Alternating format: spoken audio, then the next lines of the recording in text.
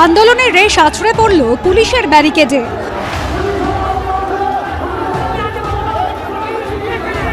বাঁশের ব্যারিকেডের ওপর দাঁড়িয়ে নিজেদের দাবি দাবা নিয়ে সোচ্চার হলেন আন্দোলনকারীরা। বাধা দেওয়ায় পুলিশের সঙ্গে ধস্তাধস্তি শুরু হলো। বুধবার সিপিএমের সারা ভারত ক্ষেত মজুর ইউনিয়নের আইন অমান্য কর্মসূচি ঘিরে শীতের দুপুরেও তেতে উঠল বহরমপুর।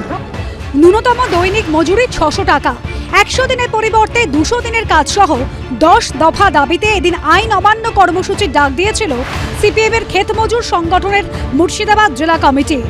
জেলা শাসকের অফিসে ডেপুটেশন জমা দেওয়ারও কথা ছিল।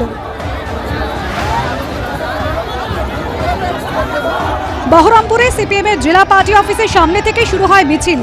প্রস্তুত ছিল পুলিশও। জেলা শাসকের অফিসের 100 মিটার আগে বহরমপুর টেক্সটাইল মোড়ে রাস্তা আটকে দেওয়া হয়। সেখানে পৌঁছে বাধার মুখে পড়েন সিপিএমের ক্ষেত মজুর সংগঠনের সদস্যরা।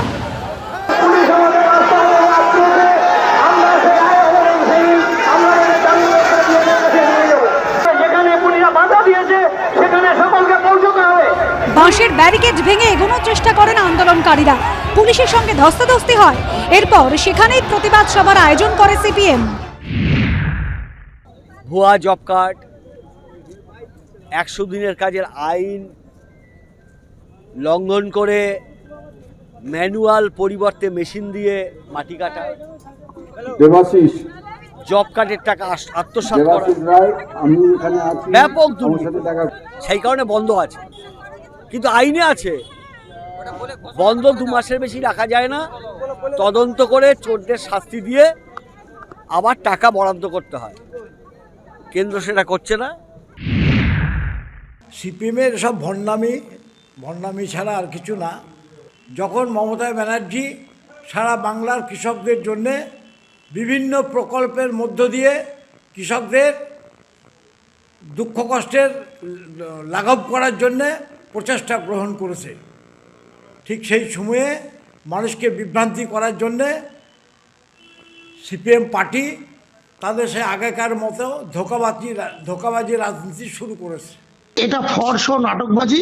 আর ক্ষেত মজুর যাদের কথা বলছে, একটা ক্ষেত মজুর এখন সিপিএম এর নেই, সবাই পুঁজিপতি। এদিন জেলা শাসকের দপ্তরে ডেপুটেশন জমা দেন আন্দোলনকারীদের প্রতিনিধিরা। দাবি পূরণ না হলে ভবিষ্যতে ফের রাস্তায় নামার হুঁশিয়ারি দিয়েছে সিপিএম এর ক্ষেত মজুর সংগঠন। রাজীব চৌধুরীর রিপোর্ট, এবিপি আনন্দ।